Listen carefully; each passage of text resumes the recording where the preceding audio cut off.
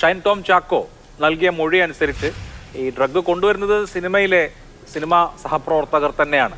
Assistant ഡയറക്ടേഴ്സും മറ്റും ഒക്കെ ആയിട്ടുള്ള ആളുകൾ കൊണ്ടുവരും എന്നാണ് പറഞ്ഞത്. കൂടെ ഉണ്ടായിരുന്ന അഹമ്മദ് മുർഷദിനാണ് ഈ റെയ്ഡ് ഉണ്ടായ ദിവസം 20,000 രൂപയുടെ തുക കൈമാറിയിട്ടുള്ളത്. ട്രാൻസാക്ഷൻ ഗൂഗിൾ പേ വഴി നടത്തിയിട്ടുള്ളത്. അപ്പോൾ സിനിമാ സെറ്റുകളിൽ ലഹരി വരുന്നുണ്ട്, അത് ഉപയോഗിക്കപ്പെടുന്നുണ്ട്. അത് സംബന്ധിച്ച 2-3 പരാതികളെങ്കിലും ഇന്നലെ സിനിമാ പ്രവർത്തകരായിട്ടുള്ള ആളുകൾ പരസ്പരം പറയുന്നത് കേൾക്കുകയും ചെയ്തു. ഈ പ്രശ്നത്തെ എങ്ങനെയാണ് അഡ്രസ് ചെയ്യേണ്ടത്? ഇപ്പോൾ സിനിമ എന്നുള്ളതൊരു തൊഴിൽ യൂണിറ്റാണ്. അപ്പോൾ സ്വാഭാവികമായും അതിനാഭ്യന്തരമായ സംവിധാനങ്ങളുണ്ട്, അതിനപ്പുറത്ത് ഉള്ള പരിശോധനകൾ നടത്തേണ്ട കാര്യമുണ്ട് എന്ന് ഈ പറയുന്ന മൊഴികളും അതുപോലെയുള്ള വിവരങ്ങളും നമുക്ക് ഒരു സൂചന നൽകുന്നു കൂടിയുണ്ട്. ഈ പ്രശ്നത്തെ സിനിമാ മേഖല എങ്ങനെ അഡ്രസ് ചെയ്യും? തീർച്ചയായും നമ്മൾ വളരെ ഗൗരവത്തിൽ തന്നെയാണ് ഇത് കാണേണ്ടത്. സിനിമാ മേഖല ഒരു തൊഴിൽ മേഖലയാണ്. ഹേമ കമ്മിറ്റി റിപ്പോർട്ടിൻ്റെ പശ്ചാത്തലത്തിൽ കഴിഞ്ഞ 1-2 വർഷമായി വളരെ സജീവമായി സിനിമാ മേഖലയിലെ വ്യത്യസ്ത കാര്യങ്ങൾ നമ്മൾ സജീവമായി ചർച്ച ചെയ്തൊരു സംഭവമാണ് നമ്മുടേത്. അവിടെ സ്ത്രീകൾക്ക് നേരെയുള്ള കയ്യേറ്റം, അവരുടെ തൊഴിലെടുത്ത പ്രശ്നങ്ങൾ, അതോടൊപ്പം തന്നെ ലഹരി ഉപയോഗത്തിൻ്റെ കാര്യവും ഹേമ കമ്മിറ്റിയുടെ ചർച്ചകൾ സജീവമായി വന്നതാണ്. ഇവിടെ നമ്മൾ 2015 കേസ് പലരും സൂചിപ്പിക്കുകയുണ്ടായി. 2015 ജനുവരിയിലാണ് ഷൈൻ ടോം ചാക്കോ അടക്കമുള്ള 8 പേരെ പ്രതികളായിക്കൊണ്ട് കടവന്ത്ര പോലീസ് കേസ് രജിസ്റ്റർ ചെയ്തത്. 2015 ജനുവരി 31 മുതൽ മാർച്ച് 31 വരെ അതിൽ 6 പേര് ജയിലിലായിരുന്നു. അതിനുശേഷം ആ കുറ്റപത്രം കൊടുത്തു. എറണാകുളത്തെ പ്രിൻസിപ്പൽ സെഷൻസ് കോടതിയിൽ ആ കേസ് കമ്മിറ്റലായി വന്നു. പിന്നെ അഡീഷണൽ കോടതി അവരെ വിചാരണ നടത്തി. SC 226 2015 കേസ് വിചാരണ വരുന്നത്.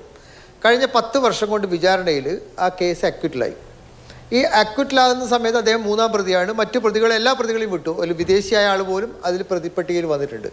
നമ്മൾ വളരെ ഗൗരവമായി കാണേണ്ട ഒരു സംഗതി, നമ്മുടെ 2014 സുപ്രീം കോടതിയിലെ ഒരു ഡിസിഷൻ പ്രകാരം എല്ലാ SP ഓഫീസ് കേന്ദ്രീകരിച്ചും അക്വിറ്റൽ റിവ്യൂ കമ്മിറ്റി എന്നൊരു സംഗതിയുണ്ട്. SP ചെയർമാനായിക്കൊണ്ട് അവിടുത്തെ ജില്ലാ കോടതിയിലെ പ്രോസിക്യൂട്ടർ, മറ്റ് പ്രോസിക്യൂട്ടർമാർ, ബന്ധപ്പെട്ട DYSPമാരൊക്കെ ചേർന്നൊരു കമ്മിറ്റി ഉണ്ട്. അക്വിറ്റൽ റിവ്യൂ കമ്മിറ്റി തന്നെ പറയുക, ARC, അക്വിറ്റൽ റിവ്യൂ കമ്മിറ്റി. മിക്കവാറും എല്ലാ പോലീസ് ജില്ലയിലും മാസത്തിൽ 2 മാസത്തിൽ ഒരു പ്രാവശ്യമെങ്കിലും ആ കമ്മിറ്റി മീറ്റിംഗ് ചേരുന്നുണ്ട്.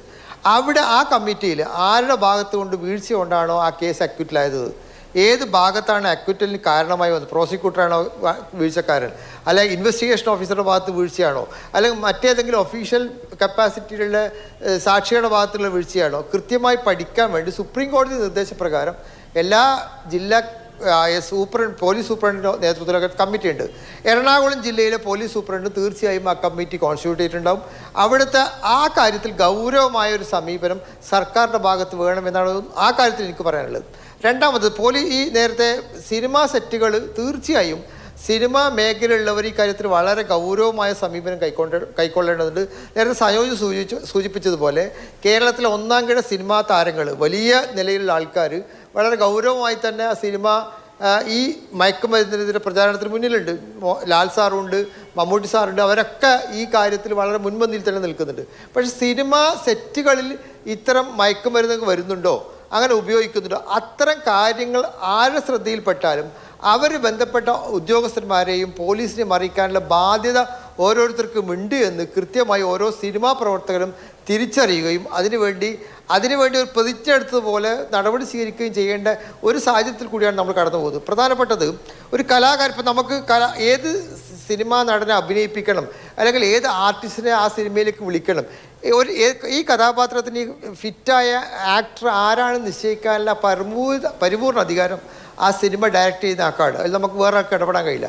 പക്ഷേ നിരന്തരം മയക്കുമരുന്ന് ഉപയോഗിക്കുന്ന ഒരാൾ, ഈ സിനിമാ സെറ്റിൽ അപകടം ഉണ്ടാക്കുന്ന ഒരാൾ, സമൂഹത്തിൽ തെറ്റായ സന്ദേശം നൽകുന്ന ഒരാളോട് എന്ത് സമീപനം കൈക്കൊള്ളണമെന്ന് ഓരോ സിനിമ ഡയറക്ടർമാർ തീരുമാനിക്കേണ്ട സമയം അതിക്രമിച്ചു എന്നാണ് സിനിമയുമായി ബന്ധപ്പെട്ട് ചെറിയ പ്രവർത്തനം നടത്തുന്ന ഒരാളെന്ന നിലയിൽ എനിക്ക് പറയാനുള്ളത്. തീർച്ചയായിട്ടും വളരെ ഗൗരവത്തിൽ ഇത്തരം ആൾക്കാരെ തീർച്ചയായിട്ടും